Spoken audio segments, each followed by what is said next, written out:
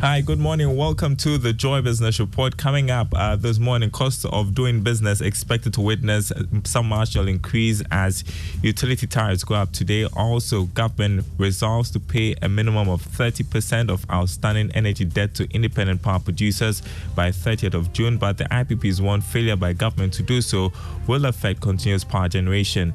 In the news this morning, some oil marketing companies increased pump prices, with Guel now selling a liter of petrol and diesel at 12 cedis 45 pesos. And later, International Monetary Fund team expected in town to track progress of Ghana's program and engage more stakeholders. Details coming up.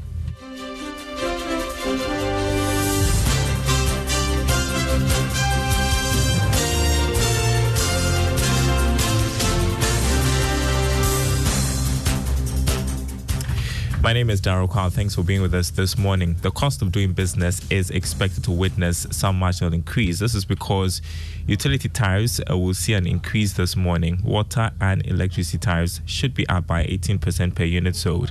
Some businesses have complained that this could worsen their plight as they are already struggling with high taxes and inflation. Some hotels have indicated that these hikes could lead to a collapse of the operations. Dr. Edward Akanyamika Jr. is president of the Ghana Hotels Association.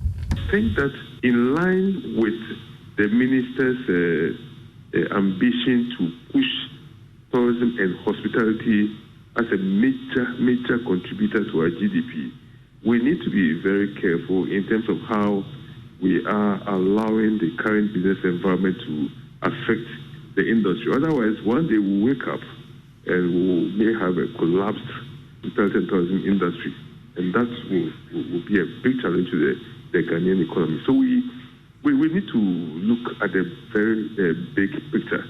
Because when you look at taxes alone, you might think that, so we can accommodate the taxes because value-added tax, for instance, is for the consumer or the customer to pay. But I see we are in a competitive business. Dr. Edward Akanyamika Jr., president of the Ghana Hotels Association. Now, government has resolved to pay a minimum of 30% of outstanding energy debt to independent power producers by no later than the 30th of June. This was agreed at an emergency meeting on May 23 between the IPPs and ECG, and as well as government, towards finding a long-term solution to the payment crisis. Here's more.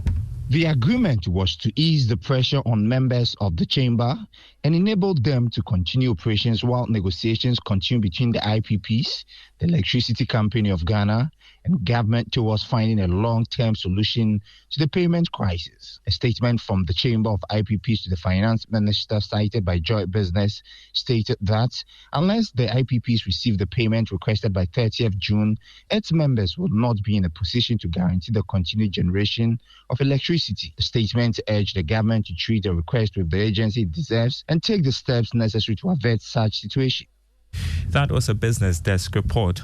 Some oil marketing companies have started increasing pump prices. Guel has taken the lead, selling a liter of diesel and petrol at 12 cedis 45 pesos from the old price of 12 cedis 30 pesos a liter.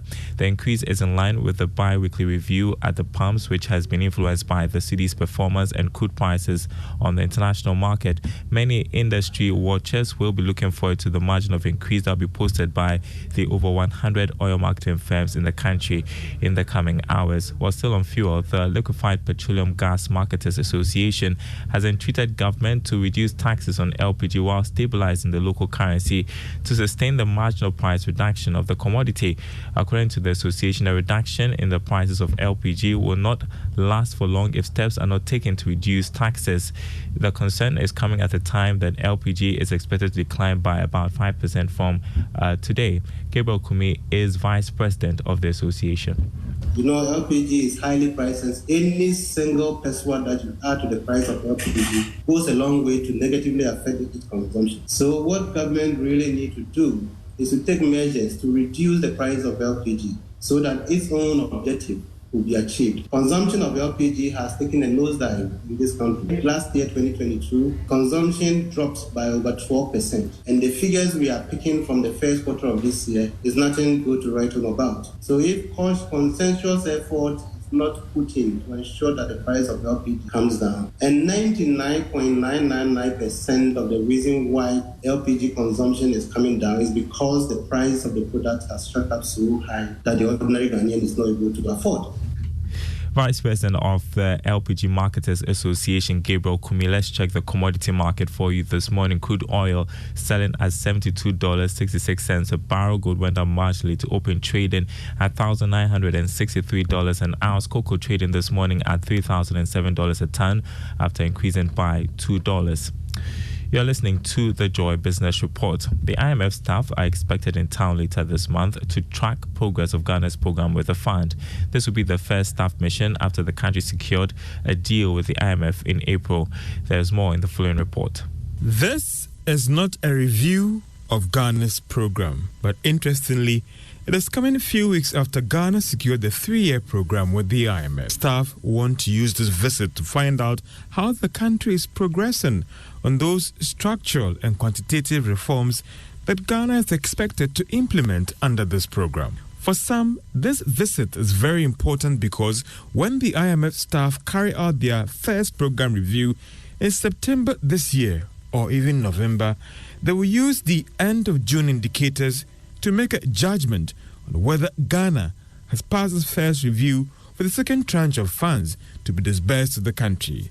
There will also be some consultations with government on whether it is struggling to meet some of the conditions. The mission visit will also afford the IMF team an opportunity to embark on another round of engagement with Organised Labour and the Finance Committee of Parliament on Ghana's program to ensure that it gets more stakeholder buy-in. The IMF staff will go to the board in November this year with its report on Ghana's program review. If it should pass that test, the board will go ahead and approve the second tranche of $600 million to be disbursed to government.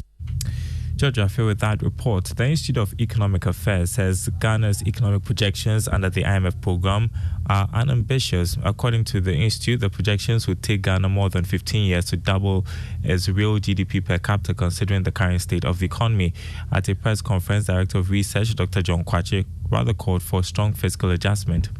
Our real GDP is projected to grow at just 1.5% this year, recovering slightly to grow at 2.8% in 2024, and then grow at 4.7% in 2025, 5% in 2026, and 5% in 2027. So that is the profile of GDP growth all the way through 2027. Now, we find this growth rates to be unambitiously low. Now, at these rates, if you look at the rate at which the per capita, real GDP per capita is growing, it will take us probably 20 years to double our real GDP per capita from the current level of $2,500 to $5,500 US dollars. Dr. John Kwache is Director of Research at the Institute of Economic Affairs. Now, the internal auditing must be seen as a critical tool to help Ghanaian businesses to grow beyond their owners to become African giants. This is a session by partner head of advisory at KPMG Ghana, Andy Akoto. Speaking to Joy Business after a panel discussion to climax the Internal Audit Awareness Month, Mr. Akoto said businesses stress the importance of internal audit to good corporate governance. Naturally, internal audit must be seen as a strategic partner to build multi-generational businesses in the context of Ghanaian enterprises, because what we find very brilliant enterprising entrepreneurs giving birth to businesses, but once they are no more, for whatever reason, those businesses fail to thrive after them. Internal audit can help deal with this kind of situation because it will examine all matters of governance, sustainability, succession planning, talent acquisition, and bring an objective and independent view to how to continue to enhance the business, add effective controls, and ensure that everyone is accountable for the reason why they are part of the enterprise. Partner head of advisory at KPMG Ghana, Andy Akoto. The network of communication reporters has supported the action of the National Communications Authority to deactivate and register SIM cards. Speaking to Joy Business, spokesperson of the group, Samuel Dowuna, said the mass deactivation will reduce mobile money fraud. According to him, many cases of mobile money fraud are perpetrated with unregistered SIM cards, hence such actions should go a long way in curbing the menace. May 1st, and now that the NCA said that they were going to deactivate cards, the fraud incidents have increased. Personally, I've had about 6 people make a move on me. It tells you that these are people who know that their SIM cards will be deactivated, and so they are trying to cash in on it. So let's also admit that fraudsters include agents, and there are fraudsters who are deliberately refusing to go and register their cards. So whatever, the deactivation is going to be affecting a lot of genuine people, but it's also going to help us to clean the system in terms of clearing the fraudsters as much as possible. Samuel Dowuna is Vice Dean